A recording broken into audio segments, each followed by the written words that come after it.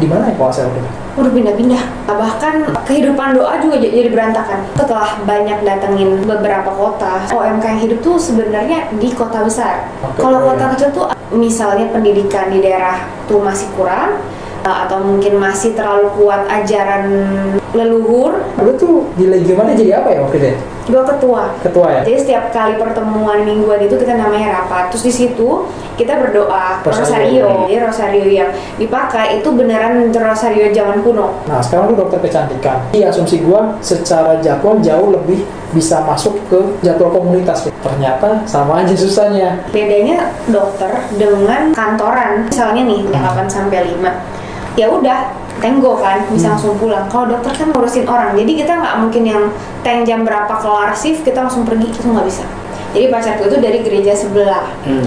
Nah kita sebagai Katolik pasti pengen, ayo dong coba ke gereja Katolik. Gereja Katolik tuh kaya gitu loh, nggak ada yang bisa menggantikan konsekrasi, komuni gitu loh.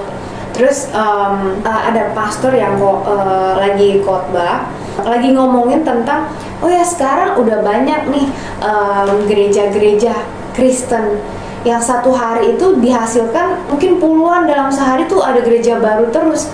Itu apa itu? Roh Kudus. Orang sebelah gua langsung gitu mukanya kayak waduh. Memang susah sih maksudnya ngomong di depan itu cuma beda satu kosakata kan, bercandaan itu dia maksud gua, kita nggak tahu konteksnya dia tuh bercanda apa serius. Bercanda lah. Iya, gitu lah. Iya. Nah itu maksudnya. Tapi orang bisa salah paham gara-gara itu. Tangkapnya beda kan.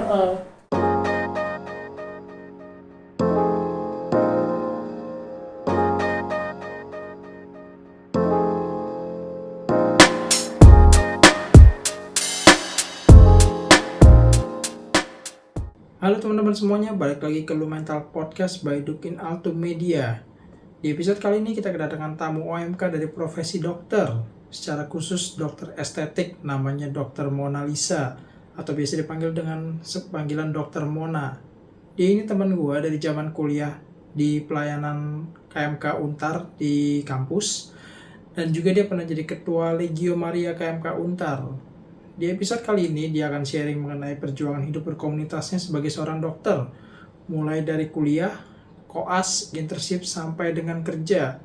Selain itu dia juga akan cerita mengenai pengalamannya waktu ngajak pacarnya. Pacarnya ini Kristen by the way guys. Untuk misa di gereja Katolik, tapi malah dapat pengalaman yang gak enak saat romonya khotbah. Dan juga alasan kenapa akhirnya dia jadi terbiasa main ke gereja sebelah atau biasa yang kita kenal dengan fenomena jajan. Seperti biasa, jangan lupa untuk like, komen, dan subscribe, serta tonton podcastnya sampai habis agar tidak kehilangan konteksnya. Tanpa berlama-lama, kita sambut Dr. Mona. Enjoy the show. Oke guys, ini hari ini kita kedatangan temen gua. Hari ini kalau Robert nggak ada, itu karena dia lagi berhalangan, nggak bisa datang dulu hari ini. Jadi kita cuma sama Toby, dan ini Mona, temen dari kampus dulu kuliah. Lu angkatan dulu sih 2011 ya? 2011. Kedokteran. Ya, kedokteran umum. Tapi yang up di dokter kecantikan. Iya, jatuhnya sekarang lebih aktifnya di bagian estetik. Nah, estetik. Oh iya, dokter estetik istilahnya. Ya, kalau kecantik ya kurang lebih sama. Iya.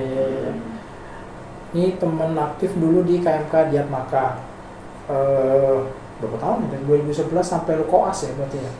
2011 sampai 2015. 2015. Ya. 4 tahun, ya normal sih ya. Iya. Gitu, gua yang telat ini ya kita. Enggak sih, lebih ke enggak telat. Enggak, Karena, guanya yang telat. Oh, lu yang telat. Gua telat, karena gua kan udah 3 tahun kuliah, gua baru tahu Diatmaka saat itu ya. Itu KMK. Keluarga mahasiswa Katolik. KMK. Namanya Diatmaka. Diatmaka, nama KMK-nya. Jangan tanya artinya ya, gua nggak tahu. baru gue naik. Aku lupa juga sih, kalau begitu. Gimana kabar, Man? Puji Tuhan baik. Baik ya, puji Tuhan ya. Sekarang nggak aktif di mana-mana ya? Enggak, gua nggak aktif ke organisasinya atau ke gerejanya juga. Komunitasnya belum aktif lagi ya? Iya. Dulu sempat bareng guys di Yakob. Ya. Ya, sempat. Setahun doang, gitu juga nggak sampai setahun Enggak, sih. itu nggak setahun. Karena COVID. Iya. Gara-gara pandemi. Join Cell waktu itu ya. Iya. Join Cell ikut PD-nya juga. Itu udah selisih berapa lama itu dari yang sejak lu koas? Koas kan 2015 ya berarti ya? Koas 2015 betul. Di mana ya koasnya waktu itu? Udah pindah-pindah. Pindah-pindah ya? Pindah-pindah. Udah pernah di Jakarta udah pasti. Cibubur, Ciawi, Bogor, ya. terus di Cisalak. Cisalak itu di Depok. Cisalak. Ya, Cisalak Depok. Oke. Semarang, Pati. Pindah-pindah. Ya. Sempat ke itu nggak? Indonesia Timur. Di mana? Indonesia Timur.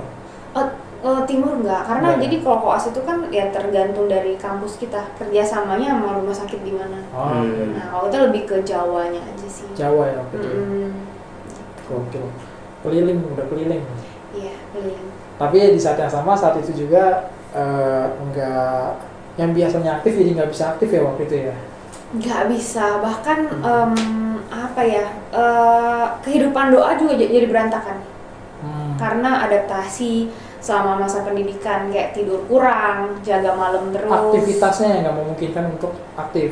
Iya betul, Ya. aktivitasnya yang nggak, karena pindah-pindah terus kan. Jamal. Jaga malam kan, Jamal. Jamal ya. Jadi nggak mungkin kita aktif ke sebuah organisasi kayak tertanam gitu, kita Nah. nggak mungkin.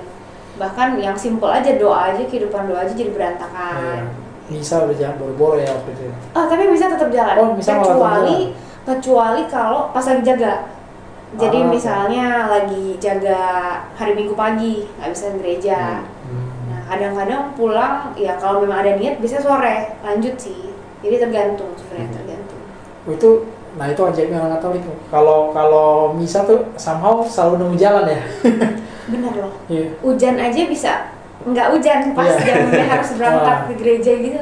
Gitu aja. Begitu di gereja baru hujan. Iya, Iya. benar-benar gitu. Benar-benar. Seringnya gitu. Berarti udah ke Pati, Semarang, terus balik ke Jakarta tahun? Balik Jakarta. Itu udah koas tuh bukan internship ya?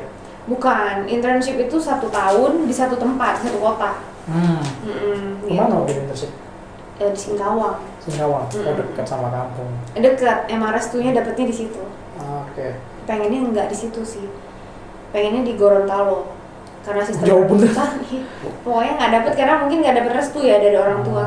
Jadi dapetnya yang beneran emang deket rumah gitu. Itu paling deket sih. Waktu itu Pontianak nggak buka, Sintang juga nggak buka. Tapi kenapa Gorontalo? Karena ya kalau dengar dari ceritanya senior di situ itu dari segi hiburannya dapat banyak pantai. Jadi kita kayak kalau mau explore habis Stres kerja, lah ya. kita bisa datang ke tempat baru lah yang kita nggak pernah datengin. Terus juga dari fee. Jadi kayak misalnya kita memang mau cari duit nih, kita baru kelar nih, kita mau cari duit di situ itu lebih mensejahterakan lah ya, ketimbang di Jakarta atau di kota-kota besar lainnya. Gitu. Faktor Menarik. Iya. Tapi ya maksudnya bukan berarti jadi mata duitan ya, enggak juga gitu. Karena kalau dengar cerita teman-teman dulu di mana di kedokteran ya, namanya koas sama internship tuh benar-benar gila lah ini pengorbanan, iya capeknya itu. Jadi kalau ya bisa dibilang berkorban tanpa uang pun kayaknya jadi sampai pernah ya jatuhnya. Sebenarnya pada zaman kalau dokter kan beda sama yang lain nih. Biasanya 3 tahun atau 4 tahun itu udah selesai kan sarjananya, jadi bisa bekerja kan. Kalau kita belum bisa, kita udah sarjana kedokteran, kita harus koas dulu 2 tahun. Untuk jadi kalau profesinya ya. Iya, itu kan tetap sekolah. Jadi kita keluar duit lagi, bahkan lebih mahal daripada zaman kita bayar semesteran zaman kuliah gitu. Jadi artinya apa? Kita tuh udah telat sebetulnya 2 tahun dari orang sepantaran kita. Iya. Yang mungkin beda fakultas. Nah, makanya pada saat itulah kebanyakan dari kita kayak krisis kayak wah, gue udah harus menghasilkan, bukan untuk ngeluarin duit lagi, tapi memang gue harus menghasilkan, mungkin buat ngebantu balikin ke orang tua segala macem. Iya. Jadi itu sebenarnya wajar aja sih. Iya, gitu. kuliah dokter kan juga mahal ya. Iya, modalnya lebih gede ya, iya. gitu. Terus berarti waktu internship juga ya sibuk juga ya jatuhnya ya, nggak ada waktu untuk ini juga untuk. Internshipku itu kebetulan aku dapat tempat yang RSUD rujukan dan rame banget gitu. Tapi ya memang nggak mungkin untuk berkomunitas, tapi kalau gereja tetap. Gereja tetap gitu. Kecuali ya tadi yang aku bilang Kalau daerah itu kadang misalnya terbatas, satu hari paling cuma 2, jam 6 dan jam 8. Oh, ini ngomong mingguan ya? Ya itu tuh misa Mingguan, mingguan, oke. misa mingguan ya. Itu kita paling kalau misalnya jaga pagi, minggu pagi, ya kita nggak bisa ke gereja gitu. Oh. Karena jaga itu kan pasti dari jam 8 sampai jam 2 siang misalnya gitu. Berarti tantangan udah jadwal nggak masuk, jumlah ketersediaan jadwal Jadwalnya. misanya juga terbatas. Iya, Oh, betul. kejadian aja orang Febri bilang. Iya. Ini nggak cuma di Medan ya, di Kalimantan juga kejadian begitu. Kalau di sekitaran Jawa tadi selama koas itu yang gereja mana yang gereja atau paroki yang ngomong ya, yang paling oke sama yang paling kurang gitu, paling Yang paling gimana ya, yang kasihan paling, ya. yang paling menunjang lah istilahnya, Iya. yang paling menunjang mungkin di pas let's say koas gitu, mungkin di kota mana ada yang benar-benar wah, ini kayaknya nggak ketolong nih, nggak Iya. bisa sama sekali gitu. Dan di kota mana juga, including internship ya, yang paling enak gitu loh. Betul. Udah pasti kalau yang paling enak itu pasti di kota. Kalau di kota itu pasti jam misalnya banyak, pagi dua kali misalnya, kalau sore seenggaknya 1 kali lah gitu, jam 5 atau jam 7 ya kan. Iya. Nah kalau yang susah itu kalau nggak salah di Pati. Ya di Pati, karena dia itu cuman ada, kalau nggak salah ya waktu itu zaman itu adalah pagi siang. Dia nggak siang. ada yang Paginya sore. pagi banget lagi. Iya, Tujuh. yang pagi tuh pagi banget. Oke. Kalau nggak jam 6.30 gitu, pokoknya pagi lah. Kita mau istirahat ya, libur Iya. cuma hari Minggu doang nih ceritanya kan. Nah, terus yang paling gampang sebenarnya kota, Semarang. Semarang tuh banyak Meskipun itu gereja. Iya. Dan kita tinggal kayak lihat aja tuh di e-Katolik, Katolik. ya kan? Oh jadwalnya nih bisa Dan dulu. akurat. Akurat. Pada yang itu akurat gitu. Jadi terus Sintang pun sebenarnya misanya itu, misa sore itu baru ada mungkin nggak sampai 8 tahun yang lalu dia baru ada. Jadi zaman Gerejanya? aku ininya misa sore. Misa sore. Oh, jadwal misa sore. Iya, jadwal oke. misa sore. Jadi zaman aku kan sampai SMP di Sintang kan. SMA aku udah ke Pontianak. Nah, itu kita cuma bisa misa pagi jam 6 sama jam 8. Sore itu udah nggak ada. Oke. Kalau hari Minggu Sintang ya. di Sintang. Berarti pernah ke Pontianak juga? Pernah zaman SMA di Pontianak. Pernah nyobain juga di sana. Berarti semua Udah. ya, udah banyak banget nih sebenarnya. Kalimantan Barat hampir semua berarti ya. Singkawang ya pernah ya kan. Pontianak pernah. Kalau Kalimantan Barat itu karena Sintang itu jauh gitu ya. Jadi kita kalau dari Pontianak ke Sintang banyak kota yang kita lewatin. Beberapa kota yang kita udah pernah datengin ya ada sih. Cuman nggak sampai satu Kalimantan Barat juga. Itu berarti keuskupannya Pontianak ya masuknya ya? Yang mana nih? Sintang. Enggak, kan dia Beda. punya keuskupan sendiri. Apa tuh keuskupannya? Kalau tunggu, keuskupannya apa ya? Lupa. Lupa namanya apa? Nanti dicek. Soalnya seingat gua kalau tapi ya benar sih, pembagian keuskupan itu nggak selalu berdasarkan wilayah Provinsi. provinsi, benar ya. Nah, baru ingat. Oke. Tapi gimana di Sintang sama OMK-nya? Yang sepanjang lu tahu aja ya. Ada teman-teman di sana yang dulu pernah aktif mungkin? Zaman aku dulu sampai SMP itu OMK tuh belum kedengeran. Oke. Zaman SMP. Tapi karena aku sekolahnya itu di sekolah Katolik, jadi kita sering aktif kur gitu kan. Jadi kita sering kur. Dari kur itu maksudnya kayak maksudnya dari sekolah kita jadi kayak dapat banyak ajakan untuk jadi putra-putri altar. Oke. Ya, terus kayak apa ya? Lebih ke itu, putra-putri altar, kalau enggak kita kur. Untuk misa Jumat pertama atau misa mingguan? Misa mingguan. Mingguan. Misa mingguan. Jadi kalau menurutku setelah banyak datengin beberapa kota, sebenarnya OMK yang hidup tuh sebenarnya di kota besar. Oke, Kalau iya. kota kecil tuh agak kurang.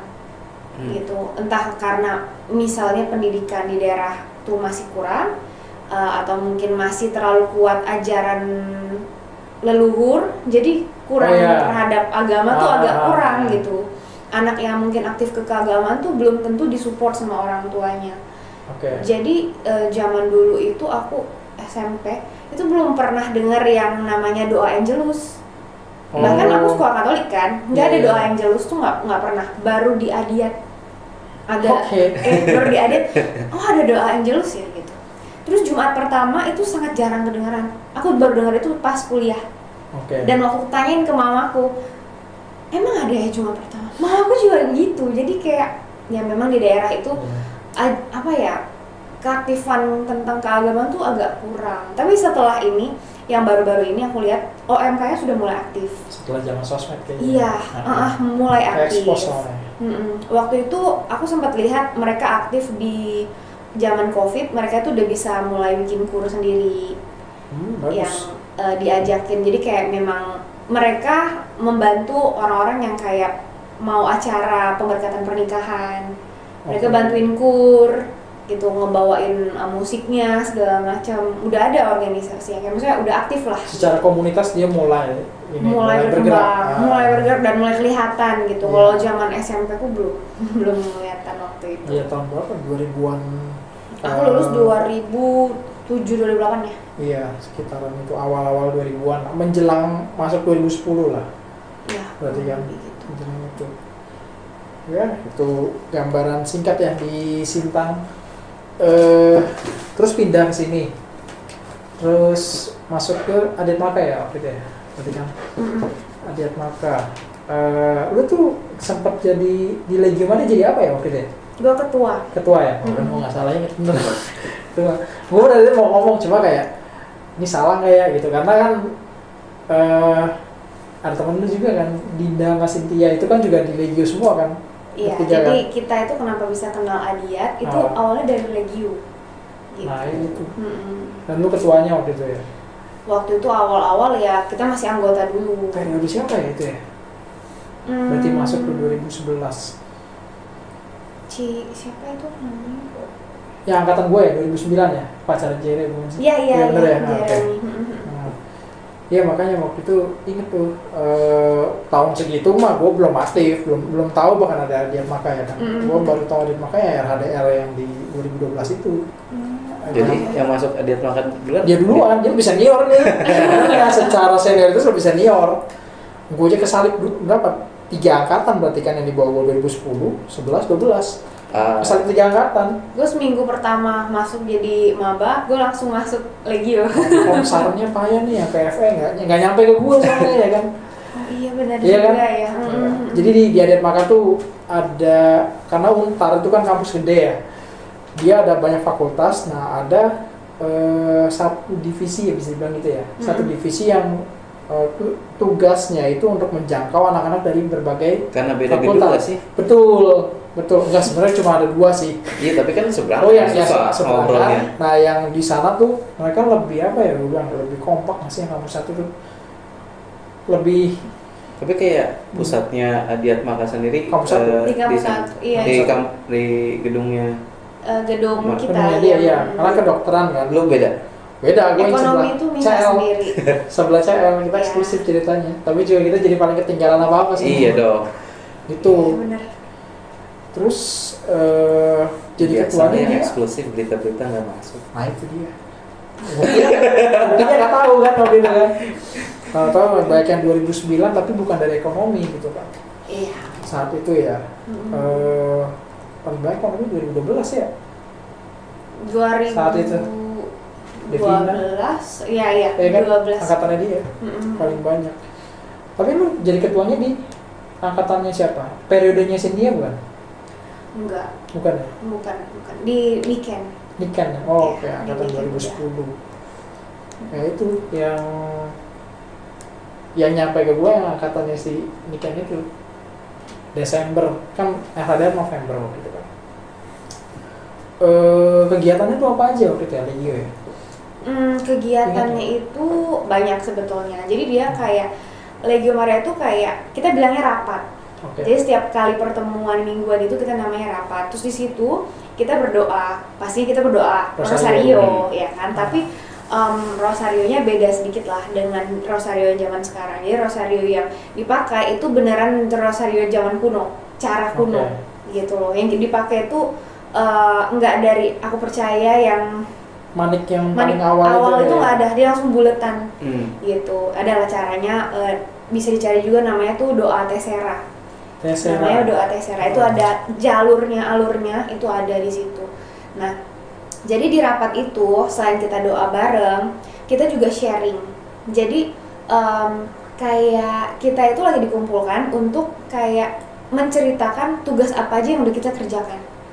Tugas kerasulan apa yang udah kita kerjakan. Kerasulan namanya. Contohnya apa? Jadi sebenarnya kita bilang tugas perutusan. Kita udah ngapain aja. Jadi yang dari yang simple banget deh.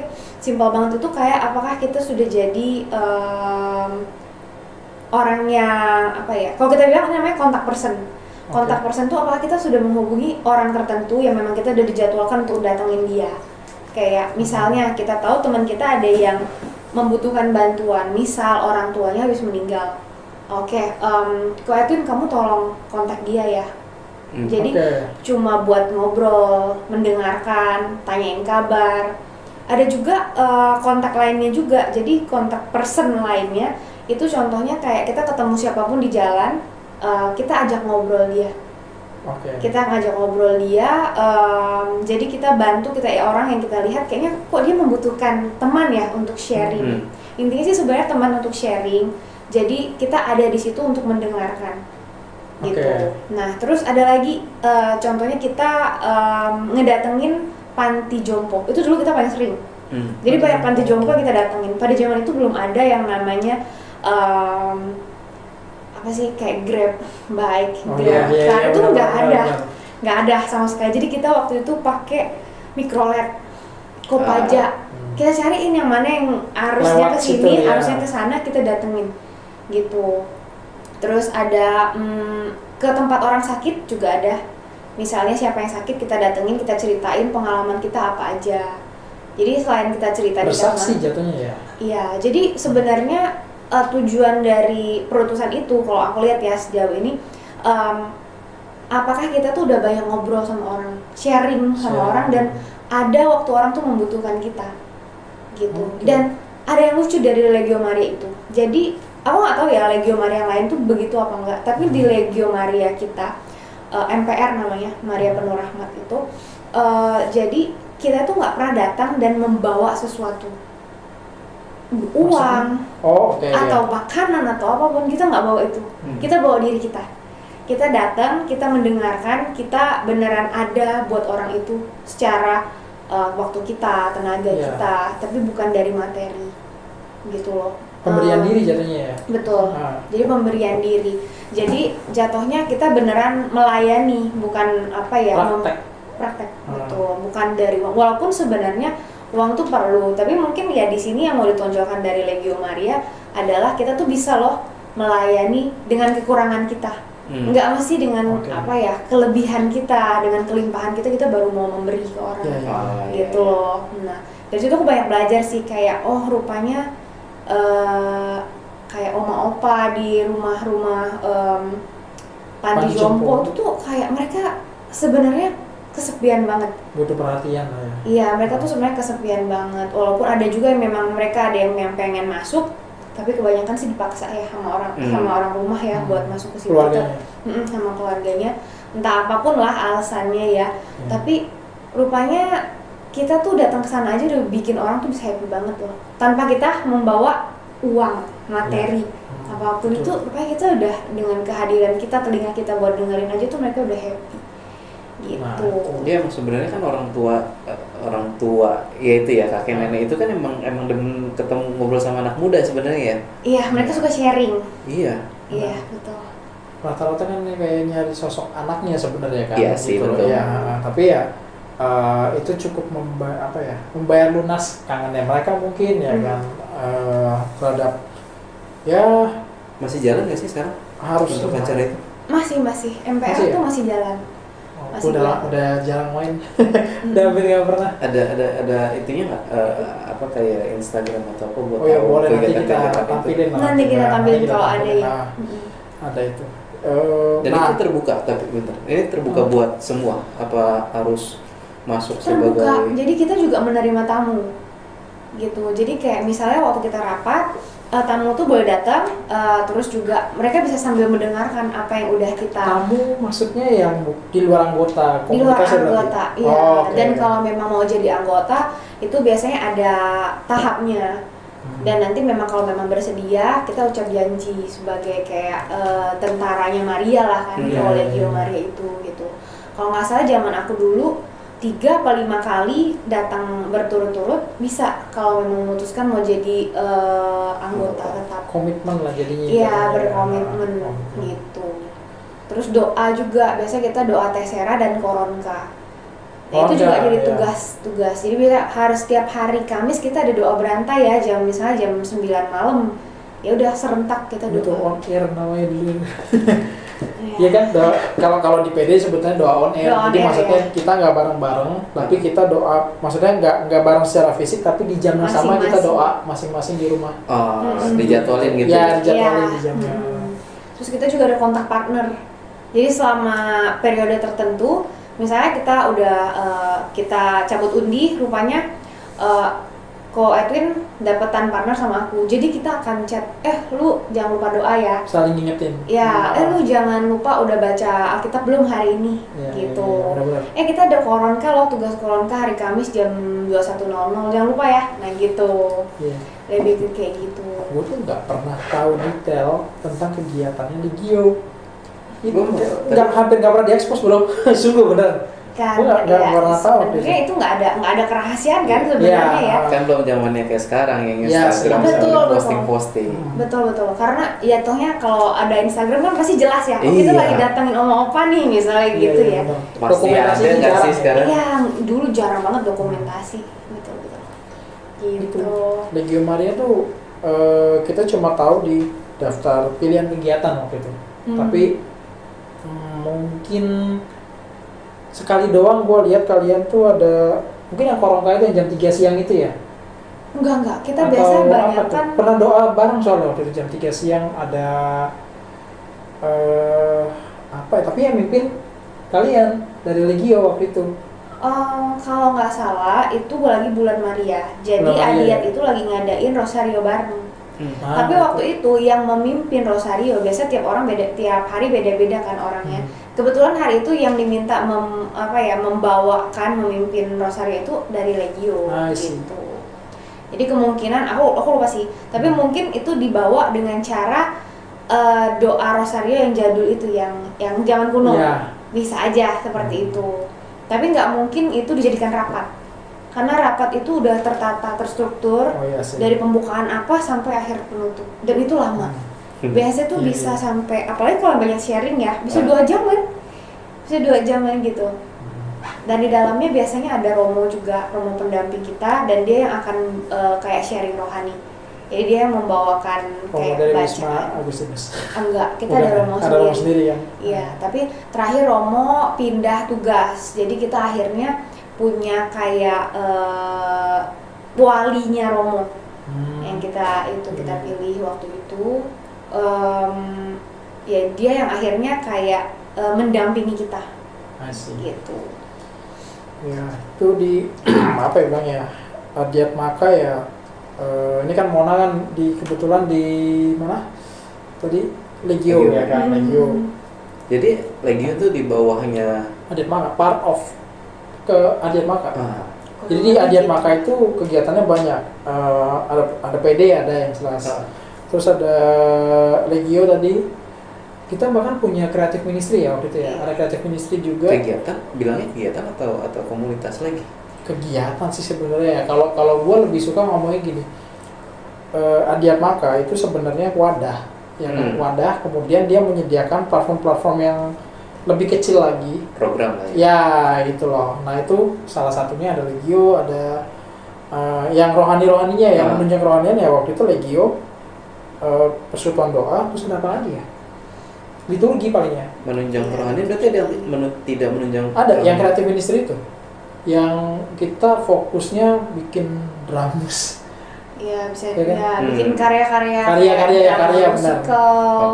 Atau lebih ke kayak apa, fotografi yes. Nulis juga ada, Fioretti mungkin kan? Ada majalah, bikin majalah, masih masanya majalah waktu itu. Berarti harusnya dia liput dong, acara-acara kayak gitu masuknya ke... Pasti masuk sih kalau ke Fiorettinya, harusnya. Dokumentasinya Nggak dalam bentuk itu majalah gitu kan. Saat itu iya, cuma ya balik Bikin lagi. majalah kan nggak segampang Ya, kita postingan nggak- Instagram. Benar. Instagramnya baru ada tuh tahun berapa waktu itu? Kita udah nggak pada ini. 2015, 2016. Iya udah lulus nih. Mendekati kelar pokoknya Udah pada waktu mau itu. kelar that time. Iya, Adiat Maka ya waktu itu ya. Jadi kan, nah terus tadi udah cerita sedikit soal udah lulus, susah tuh cari komunitas kan, habis dari situ kan. Lu mulai, berarti lulusnya tahun, selesai internship tahun Sisa internship 2019. 19. Oh, right after yang lu nanyain itu ya, nanyain apartemen ya waktu itu ya. Iya, karena ya gue mau pindah ke sini kan karena dapat kerja di Kelapa Gading. Nah itu udah dokter, udah estetik ya waktu itu ya? Iya, estetik. Udah estetik ya berarti ya. Langsung. Nah, kita mau bicara sekarang soal ini deh. Nanti ini ada kaitannya sama Yakobus soalnya ya. Lu dokter, ya kan? Gue punya kenalan lagi sebenarnya satu lagi yang di Yakobus juga, yang dokter juga, ya kan? Yang dokter rumah sakit. Itu lebih parah lagi kan secara jadwal sebenarnya. Nah, sekarang lu dokter kecantikan. Yang tadinya di asumsi gue akan secara jadwal jauh lebih bisa masuk ke mungkin jadwal komunitas gitu kan. That's why gue berani ngajak waktu itu buat coba mainnya ke Yakobus. Tapi itu kan gue tim di Yakobus kan. Ternyata sama aja susahnya. Ya, boleh diceritain nggak waktu itu kendalanya apa sih gitu loh pada saat lu ya gue tahu lu waktu itu nyari juga, memang lagi nyari komunitas juga kan. Tapi dari yang gue dengar kan jadwal nggak masuk. Itu kan jelas. Jam kerjanya sampai malam. Iya. Iya juga kan, gitu loh. Mungkin boleh diceritain sedikit nggak waktu itu strugglingnya kayak apa sih gitu? Udah pengen buat balik ke komunitasnya ada nih, tapi secara pekerjaan nggak memungkinkan gitu loh. Ya dan teman-teman seprofesi lu kurang lebih gambarannya kayak gimana gitu di estetik gitu. Boleh ceritain gitu? Sebenarnya balik lagi basicnya ke dokter sih. Jadi Oke. kalau orang yang bedanya dokter dengan kantoran. Kalau kantoran kan misalnya nih 8 sampai 5 misalnya ya, 8 sampai 5. Ya udah, jam 5 tenggo kan, bisa langsung pulang. Kalau dokter kan nggak gitu. Selama masih ada pasien, memang lagi dalam tindakan, kita nggak bisa langsung tinggalin. Oke. Lebih parahnya lagi itu kalau di memang dokter-dokter umum yang bekerja di IGD. Ya.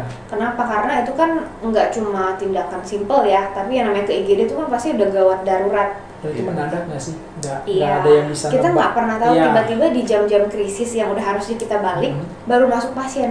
Pastinya kita nggak bisa langsung lepas tangan kayak ya udah waktunya gue ganti shift nih gitu kan, nggak bisa. Tetap pasien yang masuk di jam shift kita harus tanganin dulu, kita harus terapi dulu, disesuaikan. Udah beneran aman, kita baru bisa operan sama teman kita yang punya shift selanjutnya. Gitu. Jadi kalau orang yang biasanya suka kesel-keselan nih, kenapa nih orang suka telat sih? Kayak ya karena kita bukan menangani pekerjaan yang biasa kantoran yang di laptop doang, kita nggak gitu. Tapi kita ngurusin orang. Kita ngurusin orang. Jadi kita nggak mungkin yang jam berapa kelar shift kita langsung pergi, itu nggak bisa. Kecuali sepi. Ya kalau kecuali tempat kita jaga klinik atau IGD pas lagi sepi, kita bisa tenggo, nggak masalah gitu. Nah yang menjadi permasalahan adalah waktu itu walaupun aku estetik, tetap sama aja. Kalau masih ada pasien, aku harus kelarin pasiennya, ya kan? Misalnya dia pengen treatment apapun itu, aku harus kelarin dulu. Misal aku kelar jam 6 harusnya, pasiennya datang jam 5.30. Treatmentnya kurang lebih pengerjaannya itu sekitar 1,5 jam sampai 2 jam. Di pertengahan dia pengen nambah treatment. Oke. Kita nggak mungkin tolak. Iya benar. Ya yang ada kita diomelin sama owner. Gitu. Jadi ya kita harus profesional. Kalau memang dia pengen nambah treatment segala macam, ya kita kerjakan. Gitu loh. Kita kerjakan sebisa kita. Gitu. Setelah kelar, kita juga nggak langsung kabur, pasti kita harus edukasi ke pasiennya. Setelah treatment ini, apa yang perlu diperhatikan, apa yang harus dihindari segala macamnya, ya kita edukasi lah intinya. Setelah selesai administrasi segala macam, baru kita bisa cabut. Nggak sesimpel, udah ya aku pergi gitu, nggak bisa. Ya, secara maksudnya flow kerja itu dinamis banget ya, maksudnya benar-benar gak kedebak gitu loh, ya Betul. kan? Karena ya itu tadi ngurusin orang. Iya, kita ngurusin Ya, itu orang. nambah treatment nggak bisa ya dinego ya, kayak besok aja lah. Sebenarnya walaupun pada kenyataannya kadang kita begitu. Alasan, waduh kayaknya nggak bisa deh hari ini gitu ya. Tapi tetap pasti antara kita pekerja dan marketingnya Ya. bakal gontok-gontokan atau gimana ya, maksudnya nggak selalu, nggak semua Iya. tempat begitu. Jadi kayak ya udahlah sekalian, pada akhirnya orang kayak ya udahlah udah sekalian nih pasiennya udah ada di sini Iya. gitu kan, ya udah kelarin aja gitu. Pada akhirnya ujung-ujung ntar belum lagi kita udah telat, terus di jalan macet, Iya. nyampenya telat, kitanya biasa kita malu. Lu di Lu Moy telat ya gitu ya. dulu Padahal nyebrang doang. Itu pada masa itu kan PD masih ada di Yakobus ya kalau nggak salah ya. Masih sempat lu masih Oh, sempat udah datang di ke Yakobus ya. Kintagon, udah di Kintagon. Kintagon. 2009. Oh iya benar. Iya, udah di Kintagon. Iya benar di Kintagon. Tapi belum gedung baru ya, masih di gedung Belum, lama ya. masih gedung lama. Nah, gitu. Jadi perjuangannya tuh waktu itu ya apa ya, lumayan gokil lah. Kalau yang nggak tahu di Kelapa Gading tuh Moy jam 7:30. Jam 6 lah, ya pulang kantor kan. Dia waktu itu keluar klinik tuh sekitar jam 7:30 jam 8. Ya nggak sih? Iya, sekitar Ya kan? gitu. Jadi Kadang PD gitu. kita tuh mulai jam 7:30, ya kan? Itu aja tuh udah kayak nggak enak tadi kan bilang kan, kayak udah nggak enak nih masih mau datang gitu. Macet. Pengalaman gua dari Moy ke KTG jam segitu tuh itu paling enggak 45 menit. Iya. Gue naik motor, gue naik grab bike Iya. waktu itu. Jadi kayak harapannya bisa satset Tapi gitu. Nah, stuck ternyata. Ya tetap aja gitu. Karena dari Stuck, awal juga iya. telat kan. Nah, Gitu. dan gimana waktu itu apa namanya? Gua tahu lu effortnya gila sih sampai bisa ikut sel tuh, gua benar-benar salut ya waktu itu ya, karena dengan jadwal yang padat itu nggak gampang kan gitu loh istilahnya gitu, dan mau komit di sel tanpa mikir panjang, karena lu termasuk yang pertama mengiyakan waktu itu, yang lain masih mikir oke boleh. Iya, gue masih inget itu. Gue inget. Gue masih inget ya kan, karena waktu itu nyari peserta sel tuh lumayan susah at the time. GMIC GMIC. namanya. GMIC. GMIC masih inget. Dan lu termasuk yang oke. Dan itu masih GMIC yang bisa dibilang masih 1 hari ya, masih yang sebulan sekali, belum yang sampai ada 2 kali waktu itu. Belum ada yang umumnya waktu itu kan. Dan masuk kelompoknya juga termasuk kelompok yang oke, ya kan. Sayangnya pandemi ya, cuma berapa bulan doang kan waktu itu kan. Tapi pandemi kita tetap lanjut. Tapi online dan beda Online. rasanya. Ya online tapi Ah. ya tetap kena Tetap kena ya buat lu ya. Nah, tetap berarti kena. kan apa ya, namanya kebutuhan rohani itu ya at some point nemu aja gitu jalannya kan gitu. Kalau orang emang nyari gitu ya. Nah cuma dari sekian banyak ya, gue juga sempat dengar kan, lu pernah cerita waktu itu bahwa kesulitan ke gereja Katolik, terus lu sempat juga, ini tapi kejadian pas pandemi ya, yang lu ke gereja tetangga ya waktu itu ya? Itu ya pas pandemi. Setelah pandemi. Setelah 2021 ya gitu. Karena pas COVID awal itu gue balik ke daerah. Oke. Gue balik ke kampung halaman. Ya, Takut kejebak di Jakarta. tujuannya sebenarnya itu takut Ah. dengan COVID. Tapi Iya. ujung-ujung pas gue pulang ke daerah, gue ngurusin COVID. Gue ngurusin Relawan ya waktu itu ya?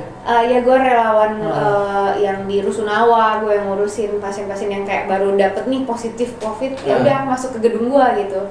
Ya gue yang cek, gue yang periksa gitu. Iya, waktu itu kan bisa dibilang, sebelum itu deh, di tengah lu struggling ya, pas apa namanya, sedikit balik yang waktu koas apa gitu, pengalaman lu terutama di Adat, 4 tahun di Adat itu ngebantu nggak sih untuk kayak di tengah kesulitan untuk jadwal lu untuk misa, untuk doa, untuk apa gitu, bekal yang lu dapat di Adat Maka saat itu ya, 4 tahun itu nolong nggak sih saat itu nih? Nolong banget sih. Nolong banget ya? Nolong banget. Jadi memang selain dari Adiat, gue memang dari kecil itu di rumah memang harus ke gereja setiap hari Minggu. Oke. Apapun itu. Pendidikan keluarga. Didikan keluarga. Tapi waktu gue ke Adiat, gue jadi mengerti maknanya. Bukan yang sesuatu yang wajib lagi. Tapi akhirnya gue ketemu, oh ini tuh kayak kebutuhan gue setiap minggu. Kalau kalau nggak ke gereja pasti ada yang kurang gitu loh. Jadi akhirnya yang tadi gue cerita, walaupun kita koas, kita punya shift masing-masing, entah itu pagi, siang atau malam, kita akan cari setelah kelar jaga kita ke gereja, atau sebelum kita jaga kita ke gereja dulu gitu. Lebih karena ketemu teman-teman yang bisa menjelaskan maknanya tadi ya. Sehingga organisasi yang pelan-pelan jadi memperlihatkan kalau ini nggak cuman rutinitas tapi memang ada maknanya. Sehingga dari situ tumbuh kerinduan ya istilahnya Iya. gitu ya. Nah, skip ke yang jelang pandemi. Itu kan ya lu ceritakan ada sempat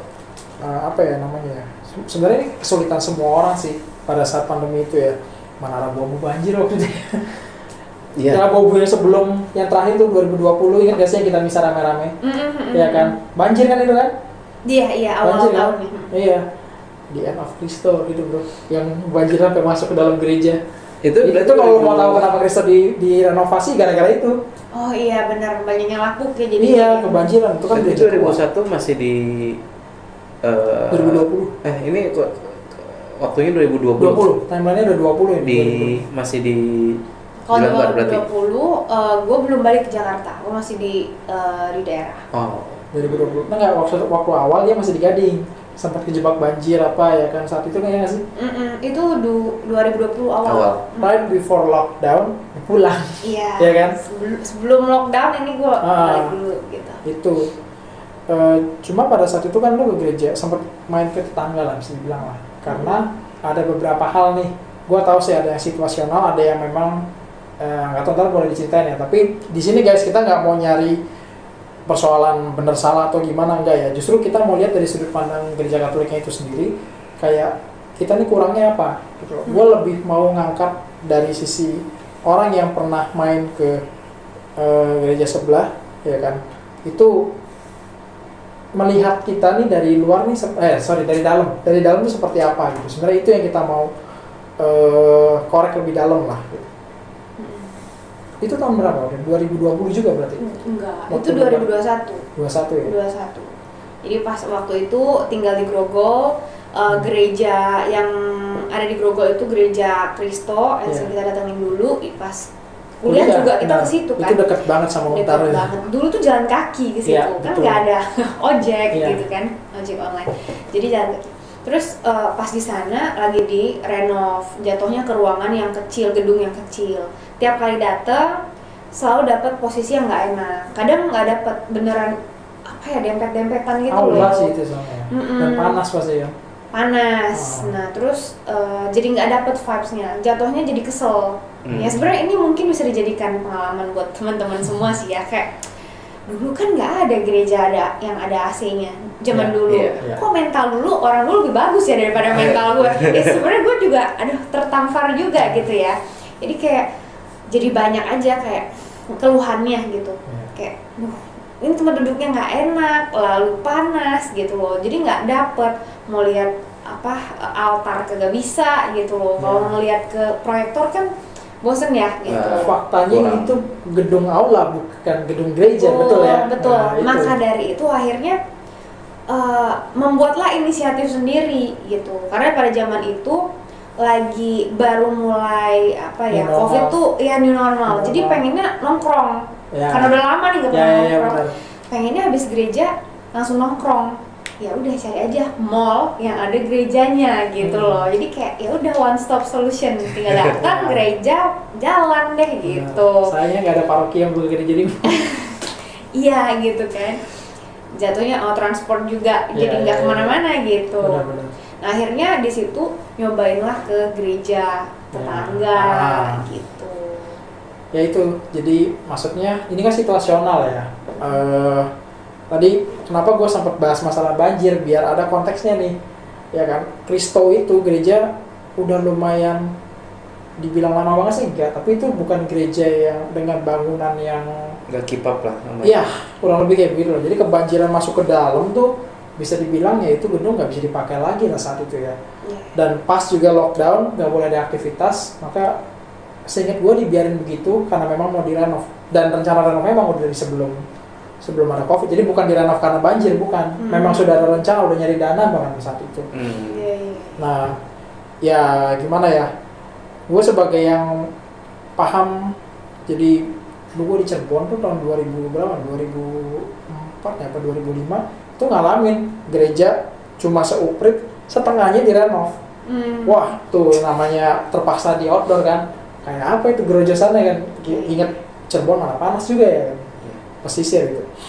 Nah, jadi gue sedikit banyak paham nih apa yang dialami Mona nih ya kan. That's why kalau ada yang ngoceh-ngoceh masalah apa namanya tidak mencintai Katolikan karena jajan apa segala macam, ya guys pahami konteksnya dulu ya kan. Belum pernah, kalau yang udah terbiasa buat ke gereja modelan kayak katedral aja jatuhnya kadang-kadang panas ya kan. Jujur panas Kadang-kadang ya kan? dan selalu nyesek biasanya kalau di dalam ya. Gitu loh. Jadi ya kalau misalkan secara manusiawi, dan itu konteksnya juga baru new normal. Jadi ya saat itu bisa dibilang masih banyak keterbatasan. Yang jelas bisa masih dikuotain ya waktu itu ya. Nggak boleh lebih betul. ya kan? Masih pakai apa sih namanya itu dulu, daftar pakai aplikasi itu. Iya, kan? daftar aplikasi, betul. Masih yang semacam itu. Jadi ya dengan segala keterbatasan ya gua ngerti gitu loh ya kan. Jadi kenapa? Jadi nggak selalu orang main tuh karena memang ya gua tahu ada yang memang main ke sana karena ya satu bosan, kedua memang ada yang menghayati aja sih. Sebenarnya ada yang ya atau nggak paham, belum paham tentang nilai-nilai value dari Katoliknya itu sendiri. Ya, tapi dalam kebanyakan itu situasional sebenarnya yang gua pernah tangkep. Ya kan? Dan waktu itu mulai, tapi Kristoforus sekarang keren sih. wih keren lah jelas. Udah Jauh lagi ya. Tinggi banget. Ya, Iya, keren iya, ya. iya. Dan itu bagus. Mantep lah. Keren sih sekarang. Minggu lalu gua bisa di situ. 2 minggu yang lalu gua bisa di situ. Sempet nggak kenalin gereja yang namanya, udah nggak inget bahkan. Udah nggak ada sih. Iya. Bekas-bekasnya kayaknya. Jadi ya lumayan apa ya, balik lagi ke konteks yang tadi, memang perlu. Oh, satu lagi nih yang gue mau bahas, itu kan situasional. Nah, tahun lalu kita pernah ngobrol ya di Moy waktu itu ya, bahas soal situasi gerejanya yang sekarang lah, ya kan. Mona kan udah married ya sekarang ya. Tapi tahun lalu kan masih OMK nih katanya. Jadi gue sempat waktu itu bahas tentang keadaan komunitas sekarang tuh kayak gimana gitu loh, dan bagaimana setelah 2021 terus kemudian 2022, 23, 24 ya kan, masih tetap ada apa ya, kesulitan buat balik berkomunitas lagi di gereja Katolik ya saat itu ya. Nah, dan bukan cuma berkomunitas di gereja Katolik, tapi juga dalam datang ke gereja Katoliknya itu sendiri ya kan. Waktu itu secara khusus bahas soal misa ya, ya kan. Nah, mungkin boleh diceritain sedikit lah waktu itu concernnya apa sih ya kan. Kan sempat waktu itu ada bahas soal apa namanya, khotbah romonya kenapa gitu. Oh iya. Nah. Jadi waktu itu karena waktu itu kan belum nikah ya, posisinya masih pacaran. Jadi pacarku itu dari gereja sebelah. Nah, ya kita sebagai Katolik kita pasti pengen, ayo dong coba ke gereja Katolik. Gereja Katolik itu kaya gitu loh. Gak ada yang bisa menggantikan proses apa ya, konsekrasi, komuni gitu loh. Lo harus cobain gitu loh. Nah, waktu itu aku bawa pacarku untuk ke gereja waktu itu ya. Terus waktu ada pastor yang lagi khotbah, lagi homili, ya rupanya si Romo itu mungkin nggak sengaja untuk lagi ngomongin tentang, oh ya sekarang udah banyak nih gereja-gereja Kristen yang satu hari itu dihasilkan nggak cuma satu, mungkin puluhan dalam sehari tuh ada gereja baru terus. Itu apa? Itu Roh Kuda apa Roh Kudus? Gitu, ya kan? Roh Kudus apa Roh Kuda? Wah, saya kena nih. Jadi gue lihat orang sebelah gue langsung gitu mukanya kayak, waduh, kan gue tujuan membawa pacar gue datang ke gereja itu bikin dia cinta kan, terbiasa dengan tatanan gereja Katolik gitu, walaupun dia walaupun tenang gitu ya, tapi maksudnya ayo dong bagus lah gitu. Tapi setelah ada kata-kata seperti itu, dengar kalimat seperti itu, ya dia langsung sepertinya dia menyimpan semua di dalam hati gitu loh ya. Gitu. Jadi memang sebenarnya pacarku ini pada waktu itu dia itu keluarganya bisa dibilang keluarga Katolik. Papanya enggak sih, papanya masih pai-pai. Tapi mamanya Katolik, adik ceweknya itu bahkan ketua lingkungan dan kokonya itu jadi ini loh prodiakon. Dan adiknya yang cowok juga masih Katolik. Jadi kalau bisa dibilang ya saudara-saudara dia Katolik semua dan sangat aktif bisa dibilang. Bukan gitu. Stranger lah jatuhnya ya. Betul. Jadi jatuhnya itu ada ceritanya lah kenapa dia akhirnya dia dulu itu sekolahnya di gereja Katolik. Sekolah Katolik. Sekolahnya ya sekolah yang ada gereja Katoliknya di dalamnya. Jadi dia tuh pernah masuk ke gereja Katolik tapi ya intinya dia merasa dia luka batin. Di situ. Jadi dia nggak mau balik ke Katolik lagi dan dia waktu coba diajakin sama temennya ke gereja Kristen dan dia menemukan lah gitu kan. Nah jadi lebih kenanya di situ. Tapi kan karena dia sudah pernah ke gereja Katolik, jadi gue tuh ceritanya ingin nge-recall kembali gitu loh. Kan kita semua udah satu nih, coba gitu. Tapi rupanya gara-gara itu rupanya gara-gara dia dengar Romo yang ngomong seperti itu, jadi dia rupanya selalu ingat itu. Setelah udah berapa lama dia, udah gitu dia suka lama gitu, jadi kayak kenapa sih? Tidak memberikan impresi yang baik. Betul, padahal aku nggak pernah maksa dia ke gereja Katolik, cuma kayak temenin yuk, aku lagi pengen ke gereja Katolik gitu loh. Nah, ngomong-ngomong tentang mungkin ada yang sensitif ya dengan orang-orang yang main ke gereja sebelah gitu ya tadi. Sebenarnya aku orang yang seperti itu, ya aku harus jujur gitu ya, karena apalagi sekarang aku posisinya udah menikah dengan orang yang beda agama dong, gereja sebelah ya kan. Nah, jadi walaupun kita nikah secara gereja Katolik, aku bersyukur juga sih waktu pemberkatan ya. Kita sakramen kita ini sakramen. Oh iya karena sakramen. Ya oke. Iya. Nah, jadi waktu itu si Romo yang memang membimbing kita, dia juga bilang kayak, dan aku beruntung sih, aku merasa beruntung banget dapat Romo itu. Romo itu bilang gini, kalian memang beda agama, tapi kalian bisa saling mendukung satu sama lain. Jadi kan harus bukan yang maunya diutamain sendiri, tapi kan kadang nanti kamu temenin dia, kadang nanti dia yang nemenin kamu. Cuman yang namanya janji ya tadi memang udah ada kan janjinya kalau memang mau nikah secara Katolik, mendidik anak secara Katolik, dan ya itu memang sudah ada tertulis, tapi semuanya nanti akan balik ke kalian lagi. Romo yang ngomong seperti itu. Tapi aku nggak tahu kenapa aku merasa kayak ini namanya toleransi. Ini yang namanya toleransi. Nah, balik lagi ke aku orang yang masih ke gereja sebelah karena aku menemani suami aku dong, gitu kan. Aku pengen menemani dia dan kadang dia akan menemani aku gitu. Nah, tetap sebagai seorang Katolik aku harus jujur. Waktu aku datang ke gereja sebelah, memang ada sesuatu yang masih kurang. Dan itu nggak bisa dijelasin. Itu nggak bisa dijelasin karena proses konsekrasi, proses kita komuni itu kayak terlalu mahal. Itu terlalu mahal dan itu nggak akan kita dapatkan di gereja sebelah. Walaupun memang untuk pujian penyembahan itu top. Itu akan aku tetap ngerasain kayak terharu pasti. Aku tetap ngerasa terharu. Cuman pasti ada part yang hilang. Aku selalu merasa kayak gitu. Dan aku pun sebaliknya aku melihat ke suamiku. Dia waktu ikut ke gereja Katolik, rupanya dengan pembawaan yang sangat karismatik di gerejanya dia. Masuk ke gereja Katolik itu dia kadang ya itu bosan gitu kan. Kecuali ketemu ada beberapa romo yang memang pembawaan homilinya enak, dia bisa dapet gitu. Cuman mostly dia selalu merasa kayak ya aku bosan, kok ngantuk gitu loh.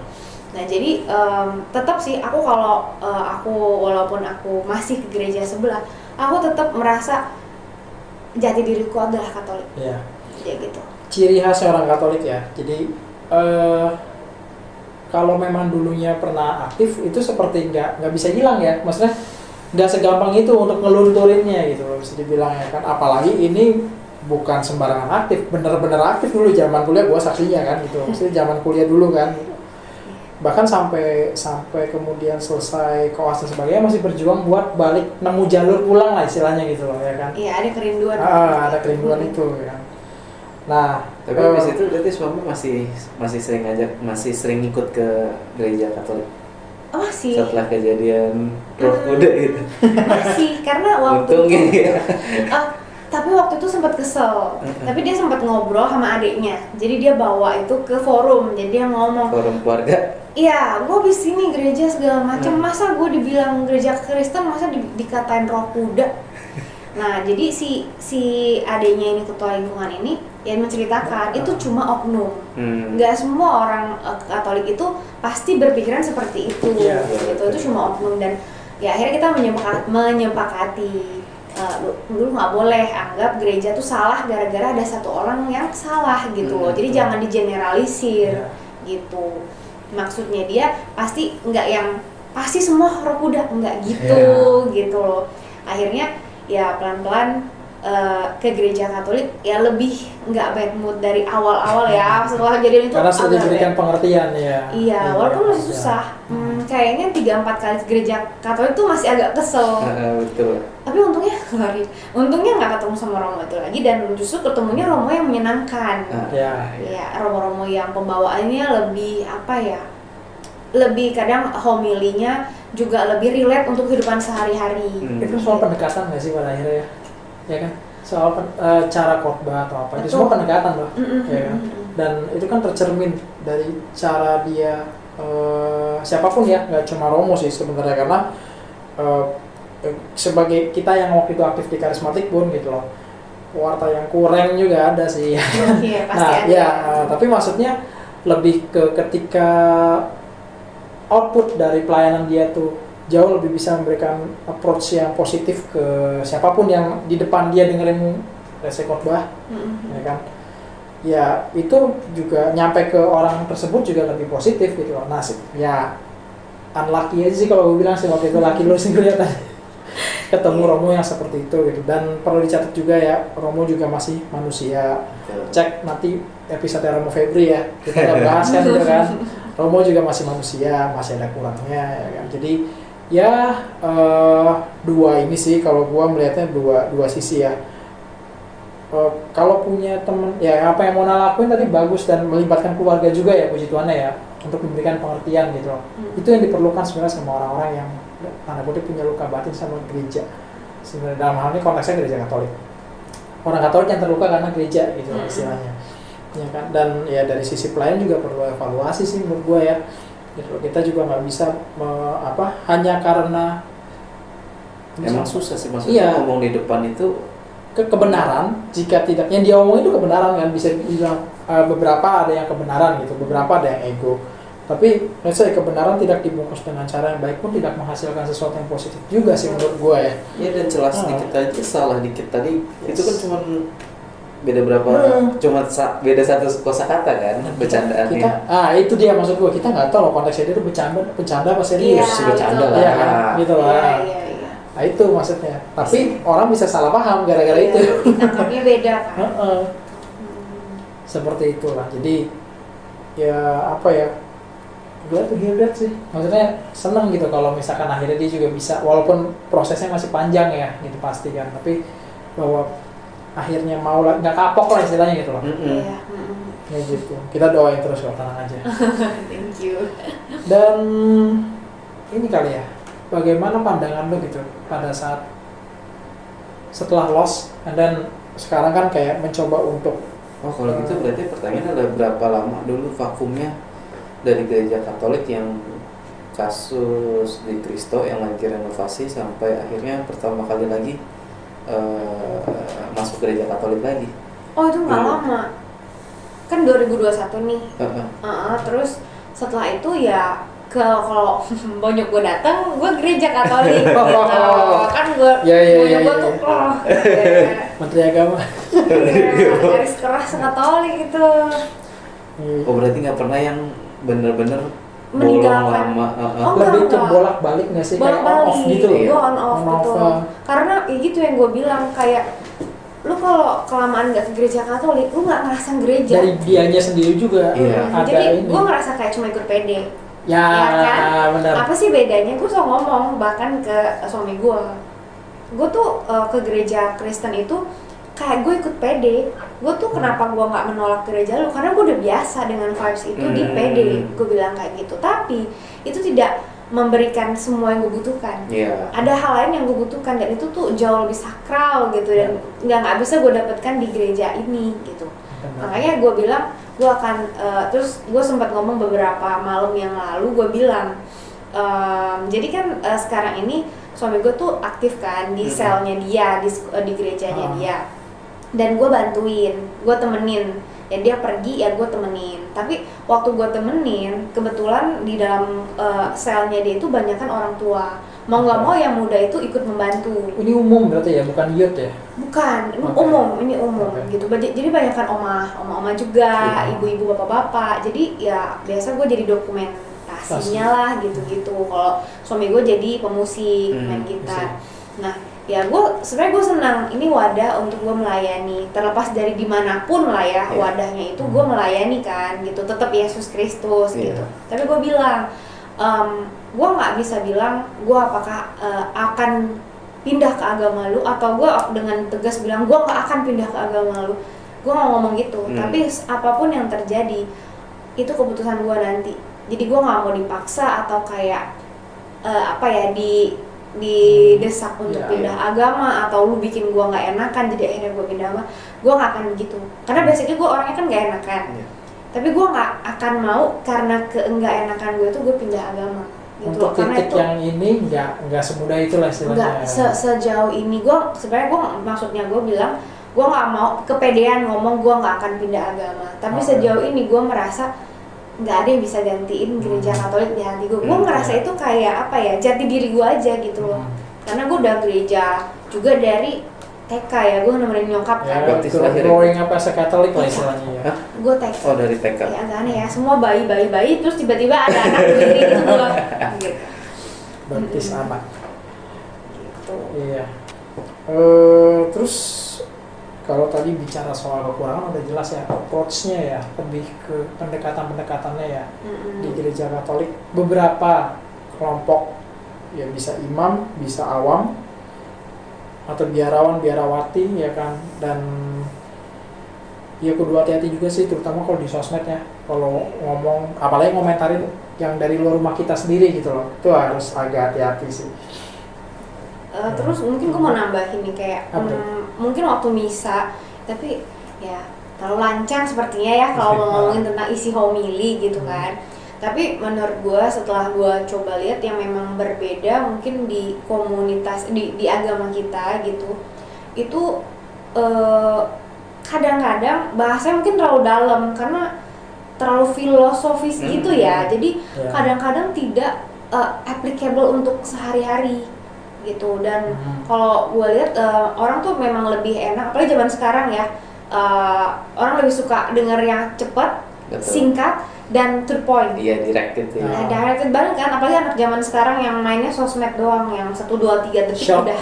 Iya kan? Nah, ya pay attention-nya tuh nggak bisa kelamaan. Jadi kalau menurut gue ada baiknya tuh kalau kita lebih ke sesuatu yang applicable dan langsung to the point, walaupun ya nggak langsung juga apa-apa, maksudnya yang bisa diimplementasikan ke sehari-hari gitu loh. Jadi nggak yang terlalu dalam tentang filosofis banget gitu kan. Menurut gue itu kadang lebih nggak bikin bosan. Jadi ya untuk gue yang kadang membawa jiwa-jiwa baru datang itu gue nggak deg-degan banget gitu loh. Ngerti ya maksudnya kayak ekspektasinya nggak bosan kan enggak gitu loh. Jadi harapannya sih gue seperti itu. Mungkin ya semoga sih bisa gitu. Boleh jadi tema lagi nanti. Oke, berarti Mas tadi udah, gue sih udah lumayan banyak dapat insight. 1,5 jam lumayan, dan oke juga sih, maksudnya cerita-ceritanya sesuai dengan yang kita obrolin dulu di Moy kan. Gue bilang lo harus temuan. Kenapa? Karena ini cerita lo nih pasti bakal inspiring nih buat yang di luar sana nih ya kan, dan benar kan, nggak sia-sia gitu maksudnya.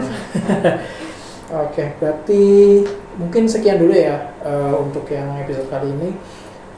Mona ada yang mau dipromosin nggak? Baru punya lagi punya klinik nggak sih atau apa itu yang sekarang lagi Aku kerjain? ada kayak home care gitu. Home care. Home care. Jadi pasti kalau home care harganya juga lebih affordable daripada yang di klinik gitu. Ada Instagramnya ya?